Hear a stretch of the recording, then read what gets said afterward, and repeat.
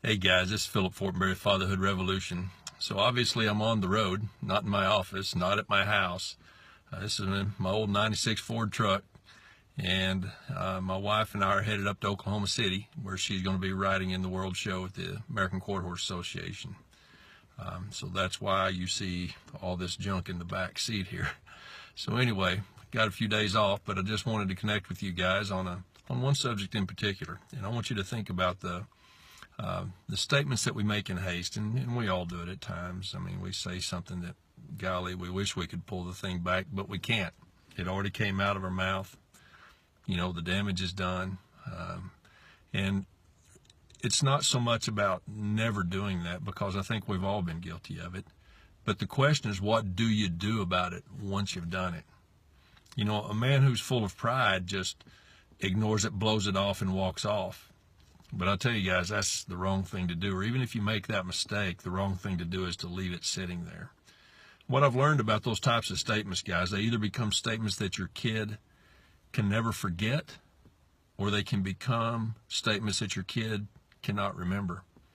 And the difference that I found between me and Ryan in our relationship as Ryan grew up, of course, me being the dad and Ryan being the kid, the difference I found was what I did with those statements whenever I flubbed up and I made one of them.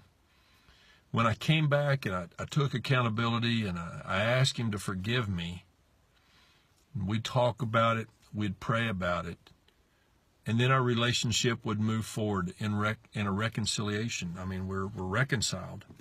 And what I found is that in time, in years ahead, it might be something that I couldn't forget. I couldn't believe I made such a stupid error, you know. But it was something Ryan couldn't remember. But I can tell you also that in the counseling room, as a pastor there at Cornerstone, I've counseled hundreds of people. I find so often that young people have statements that their parents made that might even be similar to the flub up that I made with Ryan.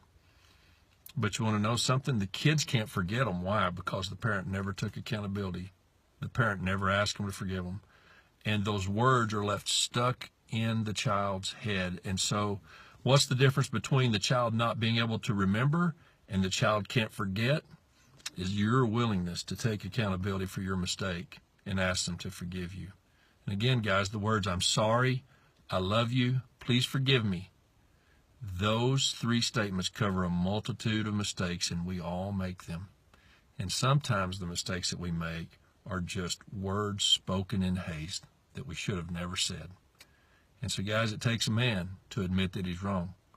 You know, and the question is, are you going to let your mistake be a wedge between you and your child for the rest of your lives? Or are you going to be the man, you're going to take accountability, and eventually it'll become something that the child doesn't even recall? So this is Philip Fortenberry with Fatherhood Revolution. I just want to encourage you, when you go on your great adventures, not talking about the one with the wife to the show pen with her horse, but when you go on your great adventures, don't forget the kid next door. Who has no dad, he needs you, and I used to be that kid.